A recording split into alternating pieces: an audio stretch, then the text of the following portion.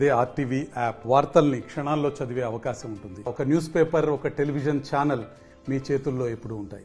మద్యం పలు అనర్థాలకు దారితీస్తుంది. మద్యం మత్తులో ఏం చేస్తున్నామో తెలియనటువంటి పరిస్థితికి దిగజారుతారు, విచక్షణ కోల్పోతారు. అలాంటి ఘటనే ఉమ్మడి కరీంనగర్ జిల్లాలో చోటు చేసుకుంది. సిద్దిపేట నుంచి వేములవాడకు వచ్చినటువంటి సిద్దిపేట డిపో బస్సు వేములవాడ నుంచి మళ్ళీ సిద్దిపేట వెళ్తున్నటువంటి క్రమంలో వేములవాడలో బస్సు ఎక్కినటువంటి ఓ యువకుడు మద్యం మత్తులో వీరంగం చేశాడు. సిరిసిల్ల సమీపంలో ఉన్నటువంటి తంగలపల్లిలో కొంతమంది మహిళలు యువతుల పట్ల అసభ్యంగా ప్రవర్తించడంతో ఒకరిపై ఒకరు దాడి చేసుకున్నారు. మహిళలంతా కలిసి అతన్ని దేహశుద్ధి చేయడం జరిగింది. దీంతో ఒక్కసారిగా ఒక టెన్సివ్ సిచ్యువేషన్ అయితే నెలకొంది ఆర్టీసీ బస్సులో. దీంతో బస్సు డ్రైవర్ కొద్ది దూరంలోనే వెళ్ళి అతన్ని దించివేయడం జరిగింది. ప్రయాణికుల సహకారంతో ఇలాంటి ఘటనలు పునరావృతం కాకుండా చూడాలని చెప్పేసి ప్రయాణికులు విజ్ఞప్తి చేస్తున్నారు. మొత్తం మీద దాదాపు 20 నిమిషాల పాటు బస్సులో ఒక గందరగోళ పరిస్థితి చోటు చేసుకుంది. దీన్ని తోటి ప్రయాణికుడు వీడియోలో చిత్రీకరించడంతో ఇది కాస్త వైరల్గా మారినటువంటి పరిస్థితి. ఒక్కసారి చూద్దాం ఎట్లా గొడవ పడుతున్నారు.